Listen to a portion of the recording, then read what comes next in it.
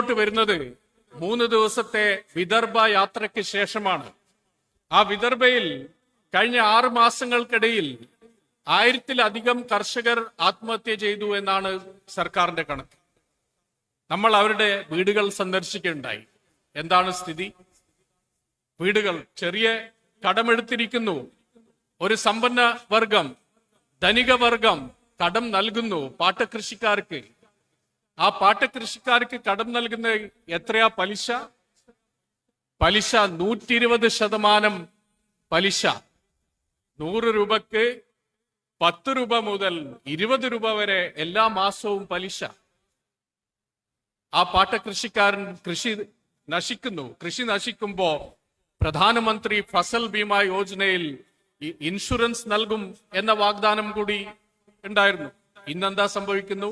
ആ പ്രധാനമന്ത്രി ഫസൽ ബീമ യോജനയിൽ 57,000 കോടിയാണ് വൻകിട ഇൻഷുറൻസ് കമ്പനികൾക്ക് 2017-നും 2022-നും ഇടയിൽ ലാഭം കൊയ്യാൻ സാധിച്ചത്. അപ്പൊ ഈ പാവപ്പെട്ട കർഷകന് നൽകാനൊന്നുമില്ല.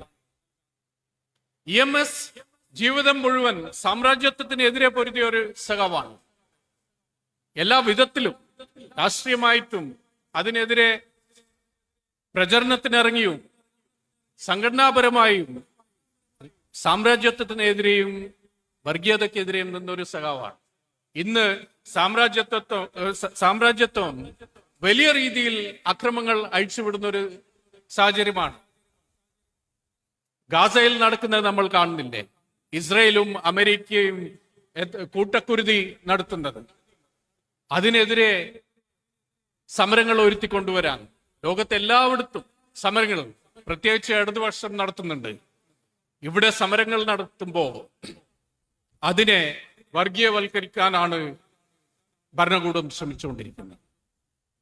പാലസ്തീൻ അനുകൂലം ഇന്ത്യയുടെ നിലപാടായിരുന്നു പാലസ്തീനിന് അനുകൂലം.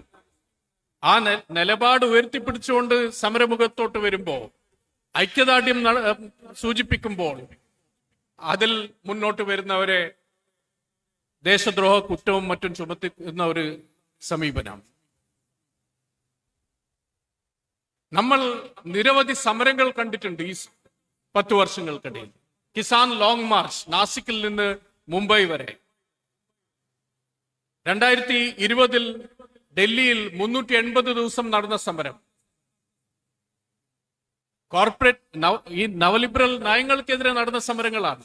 ഈ സമരങ്ങൾ ഉയർത്തിക്കൊണ്ടുവരുമ്പോൾ ഓരോ സമയത്തും അതേ ഈ സംഘപരിവാർ ശക്തികൾ